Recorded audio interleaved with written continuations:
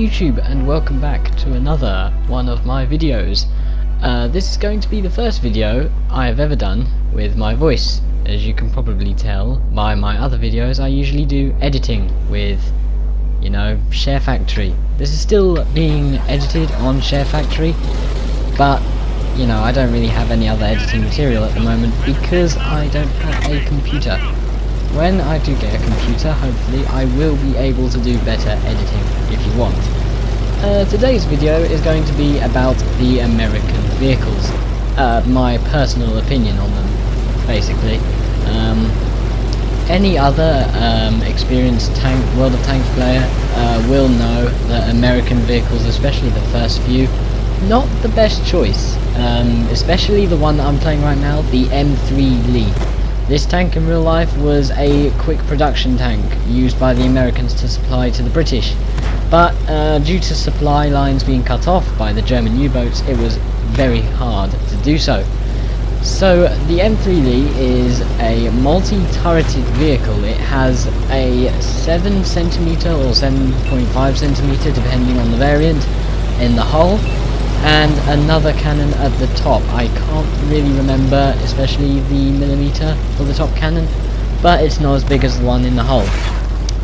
There are two variants of the M3 Lee. You got the M3 Lee made by the Americans, and then you've also got the M3 Grant made by the British. It was basically an advanced version. It was still the same sort of idea, but it had a different gun. It had a better cannon. I think it was like a 6-pounder, maybe something bigger. Can't really remember off the top of my head. So, as you can see by the gameplay, I am trying to hide behind this rock right here, but I keep getting spotted by a light and medium tank over the ridge, and I am trying to hide my hull. But, as you will notice, my tank isn't entirely hidden.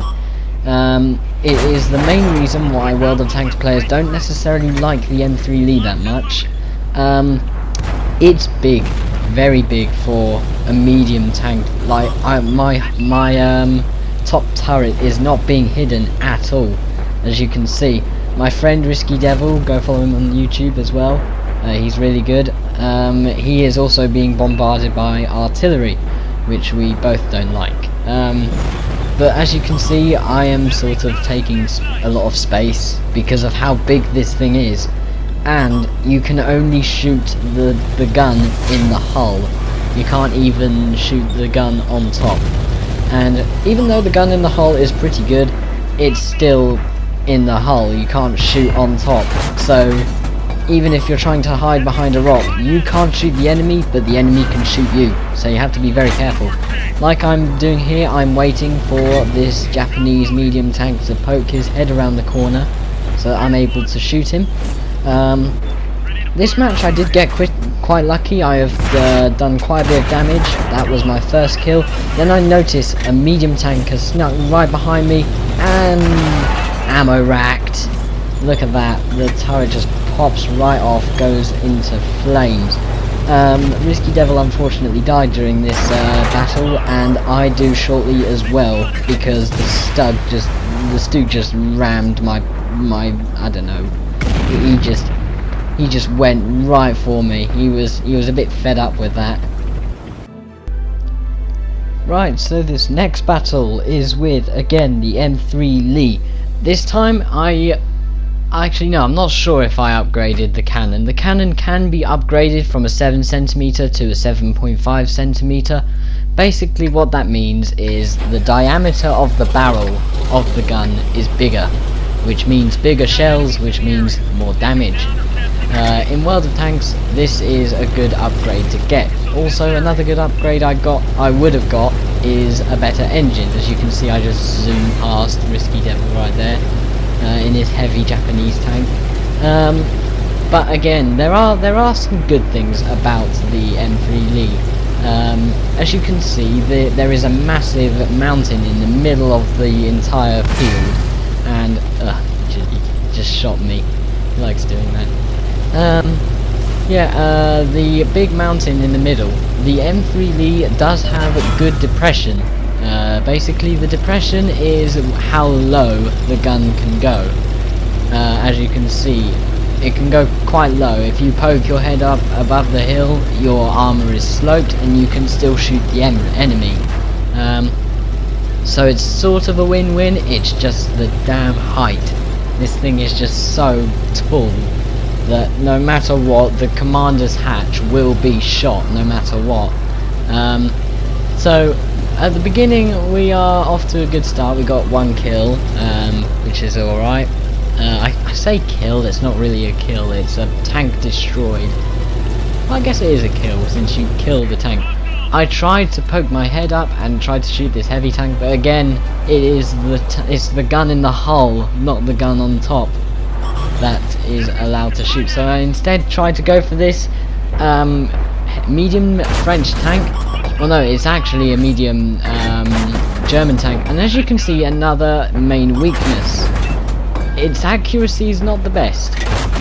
Even when it is fully zoomed in, I still miss quite a lot of my shots, which is a real pain, especially when the tank is just not moving. I eventually get it, but then again, I also get the tank destroyer as well, which was quite lucky since he was in quite a sloped position where I shoot him. I then noticed that we're being flanked, so I turned my hull around. Again, a Panzer B2. This is a French tank that was modified a little bit by the Germans. But the difference between the Panzer B2 and the M3 Lee is they both have a tank. They both have a gun in the hull and on top.